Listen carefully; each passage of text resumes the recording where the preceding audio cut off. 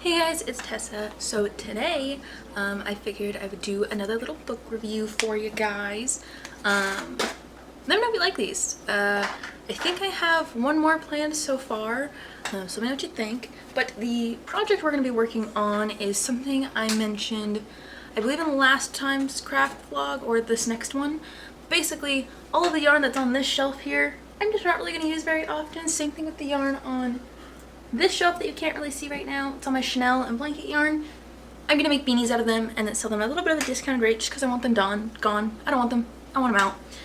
So this first one is definitely going to be a personal one, but I have enough of the yarn to likely make two of them. But it's out of these calico looking colorway. The brand is the Big Twist Plush in the colorway Variegated Neutral or Varg Neutral. Anywho, today's book, pretty short and simple, is Graveyard Shift by M.L. Rio, and it's a novella, which means it's like roughly a little over 100 pages, I think. Anywho, basically, this book has a lot of interesting feedback I've seen. Pretty much, the premise of this book, or the non-spoiler synopsis, is we're following 5 POVs, and the story starts with basically just like every other night for these 5 people. They meet up at this graveyard and they smoke their cigarette for the night, essentially, because they all happen to work graveyard shifts at their jobs. We have Edie, who is a news editor at the college where they're all at. We have Tuck, who's getting his mycologist degree, which is like the study of microbe, of like mold and things like that. Theo is a bar owner just on the edge of campus. Tamar works at a nearby hotel. And then finally, Hannah is part of a ride-share service. So all 5 of these people happen to all work graveyard shifts or be up late enough to where they all meet at this cemetery. One of the rules as well for like this school or like part of this area is you can't smoke within 100 feet of any building, and really the only spot you can smoke is in the graveyard, unfortunately. But our story starts just like every other night where these 5 meet up, and they see a shallow grave present on tonight. It's a very shallow grave. I think they say it's like only a foot deep, and it was not there the night before, so what's it doing there? The story continues with Edie, Tuck, Theo, Tamar, and Hannah unfolding the events that led to the hole being there, why the hole is there, and what's left of it. I think this story is really good overall. I think it also had a lot of potential. My only real problem, I guess I'd say, with this book is I feel like the ending is a little lackluster. It's not unfinished, but it almost feels that way. And I think that's just because we're given all this information about all 5 of our characters. These key details on why they do what they do or where they're at and what's going on. And then because we don't elaborate on any of it, it's kind of almost like, why'd you tell us all this information? But that is the spoiler-free synopsis. I think it's a really good book overall. I really recommend it just because it's a quick read. I think I finished it at a hair appointment, so I was only there for about 3 hours. And I was able to read it, start it, and finish it that day, or during that session. I think the concepts of it as well are very interesting. And so for the more like spoiler synopsis and kind of like rundown of this book, if you don't really want to read it, Edie and Tuck, who are the first to arrive. Edie wants to stay a little bit later, knowing that Tuck is always the last to leave. They both end up staying together. They're kind of trying to figure out how this hole was, how this grave was dug, when it was dug, all that information. Her journalism integrity kind of kicks in here. Additionally, they go to this dilapidated church that's on the grounds of the graveyard. And the building also has like those warning keep out signs for, you know, it's not safe to be in here signs. And with that, they go through it. They see that there's several different types of like mold, mildew, wood rot, all that sort of stuff growing in this building, different types of fungi and so on. We also end up finding out that Tuck has been staying there since the building he used to live in had mold growing in like the walls or something like that, so they had to evacuate the building. Additionally, once they finish up inside looking around and kind of figuring things out, they make their way back to the grave to kind of check it out a little bit more, and they hear somebody coming, so they duck behind one of the larger gravestones to kind of see what goes on. They vaguely see a mystery person dumping a bunch of dead lab rats into the grave and then covering it back up. Looking more at these lab rats, they're demented, scaly, and kind of just gross, which is a very big red flag apparently. Edie, needing to know more, took some pictures and sent a message to Theo, noting that the mystery man is heading down an alley that leads straight to his bar. Theo ends up inviting him in because the man's car won't start, giving him a couple really strong drinks, trying to get some info from him. They get his ID, and Theo sends that over to Tamar, working in the hotel, and then also has Hannah come pick up our mystery man. I cannot remember his name, and every time I tried to look for it in the book, I could not find it, so he's just going to be known as Mystery Man. We don't really end up knowing much more about Theo and Tuck for pretty much the rest of the story, other than Tuck is really unsure if he wants to get the mycologist degree, and then on top of that, he has nowhere else to stay outside of that dilapidated church. And then for Tuck, we know he owns this bar. He just lost his best bartender due to a fight that broke out, I believe, the night prior. And then he lives in the upstairs unit of the bar. When we cut to Tamar, she is finding several scientific papers, research papers written by this guy, and the fact that he is he includes one theory or one scientific report, whatever you want to call it. She finds one of them that notes fixing insomnia and testing on rats. This is the first lead into kind of like what the idea is going on or whatever's happening. And then Hannah's turn comes up where she picks up the mystery man for Theo, gives her his desired location, and instead she goes off the beaten path a little bit and takes him over to kind of like a make-out corner, you know, just kind of middle of nowhere that some people go to, but not very late at night. It's very clear from Hannah's first chapter that she is not kind of who she says she is. We get within the first 2 chapters, we see Edie and then Tuck's perspective of whatever's going on, and it's very clear that both of them see Hannah as more of this, like, ditzy's not the word, but very bubbly in amped person. And then when we got to Hannah's chapter, it very quickly turned to she has a front that she shows everybody else, and then the real Hannah.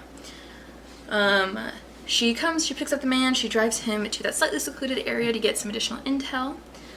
Their first interaction between Hannah and the mystery man is very hostile, which is kind of a surprise because even though she has this weird edge to her, I didn't feel her as hostile. It makes a lot of sense as we go on, but it worked really well is what I'm saying. She ends up taking the mystery man's phone and using his Face ID to unlock it. She then takes screenshots of all the conversations of emails and text messages he's had with a professor that happens to be working with him, or he happens to be working with. We get a little bit about this professor, noting that she likes to push barriers, and the last place she got fired from, she tried to run a test that wasn't FDA approved, so she got terminated and then hired at the college. And we also find out that Hannah is part of this kind of secret human trial for treating insomnia. It's kind of our first look at the reality of what Hannah deals with, which is kind of interesting. Honestly, Hannah's character in all of her chapters are probably my favorite part of the story. We get the most from it, we get the most overarching kind of like plot line for her and kind of where she's at. I also feel like her chapters are more thought out compared to some of the other ones.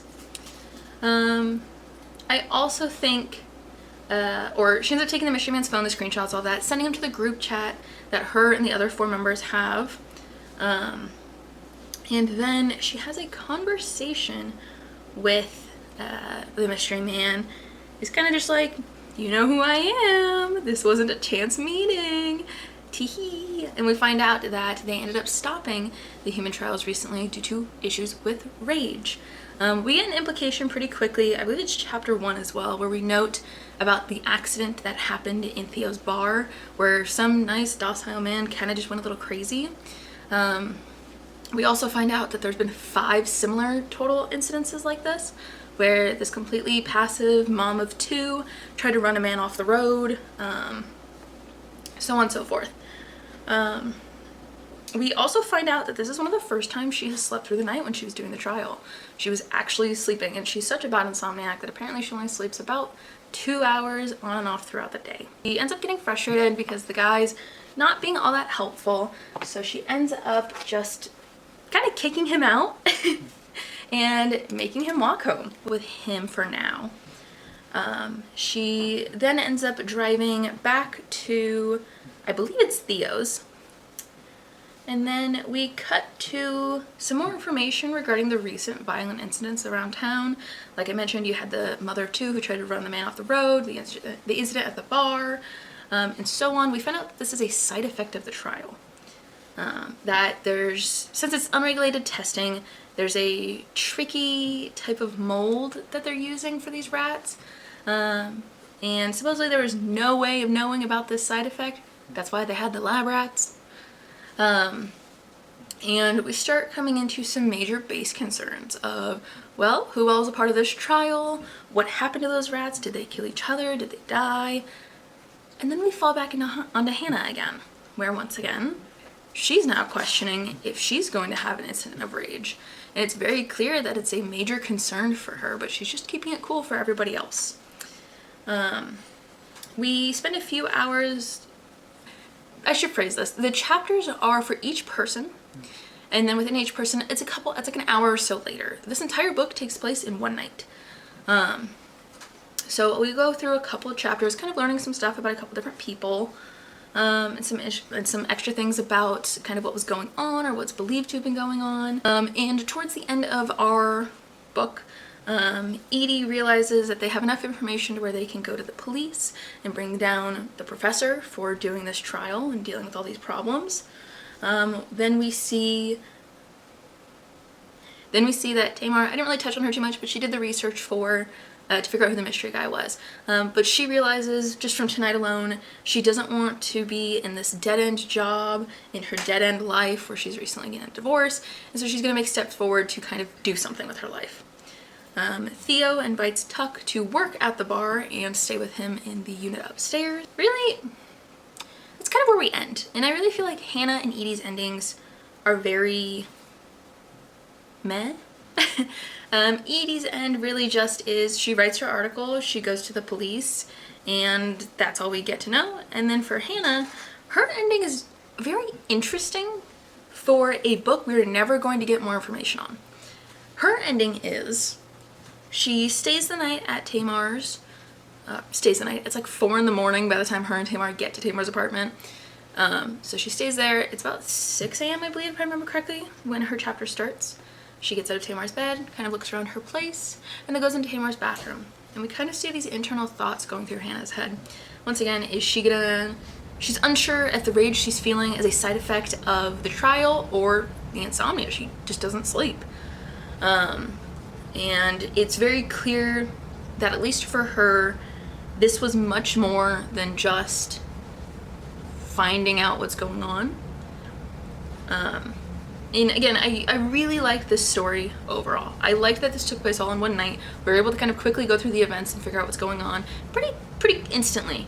But we just don't find out any answers about our plots. It feels unsatisfying because we get told that Edie's gone to the police, and we see that Tamar confronts the professor with all the screenshots she has, but we don't know what happens. We don't know if it goes through, if it works out, or anything like that.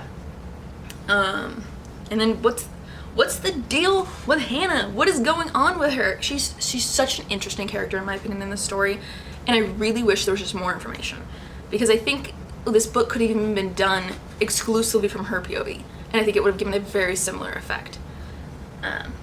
And then, you know, Tuck is the one contemplating whether or not he finishes his degree. We don't know if he ever does.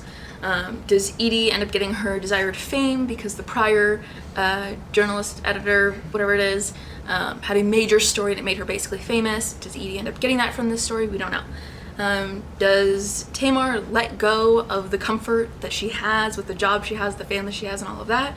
Or does she do more? We don't have these answers. So it just feels a little incomplete or just really unsatisfactory. There's no real resolution to the story and it just kind of ends. Additionally, just some little tidbits about our characters. For Edie, she's an eager school journalist desiring to be remembered forever, kind of like living forever kind of mentality. Tuck, again, he's looking at getting that degree. He's kind of looking for a place to stay because of the whole issue with his dorm. By the way, the mold growing in his dorm, I believe, is the same mold or bacteria, whatever you want to call it, that they were testing on the people and the rats. Theo, his campus bar, he has very little time on his hands, not even for romance or fun. We don't really see much of that, or we don't see much of a conclusion to that, I should say. And then Tamar, once again, works in a nearby hotel. She does some side work at the library. That's how she's able to kind of look up the mystery man. And she's recently divorced from a dead-end marriage and is thriving in a dead-end job. And then finally, Hannah's the rideshare driver. She typically works within the college, and she just happens to be an insomniac. Really is kind of the baseline we get for all of our characters, and I think, again, the one who has the most interesting plot is Hannah's. We immediately see such an interesting pull for her with how she reacts or interacts with the other characters and how they interact with her, and then we see her side of it all. And I think her character is just very well written, really well fleshed out and thought out, but everybody else just kind of feels almost like an afterthought to me. Yeah, that is my overall review. I believe I ranked this a 3 out of 5 stars, if I remember correctly. I didn't hate the story. Again, I really enjoyed the idea. I really enjoyed the concept of, it almost feels like Last of Us vibes. I never played it, never watched it, so if I'm wrong, yell at me. But it feels like that type of energy where we're trying to do something with this mold and something goes wrong. Obviously, it's not as crazy as the Last of Us stuff, but it still has a catastrophic effect because they were doing the human trials without actual approvals. So it was kind of underground testing, and now we have these other concerns, and then we get the police involved and all of that. Overall, I think it was a really good story. I do think, though, that the reason it's only a 3 for me is because it feels like such an unsatisfying ending. I read it somewhere that apparently when this author released the first draft of this book to her publisher, or their publisher, the publisher asked if this was a draft and not a completed version of the story. So they even rewrote the ending some to make it work a little bit better, and it still feels very unsatisfying. This is kind of how far we've gotten on our cat ear beanie. I'm gonna finish it up tonight and hopefully get these listed soon. But that is it for today's video. I hope you enjoyed it, and I'll see you guys next time. Bye!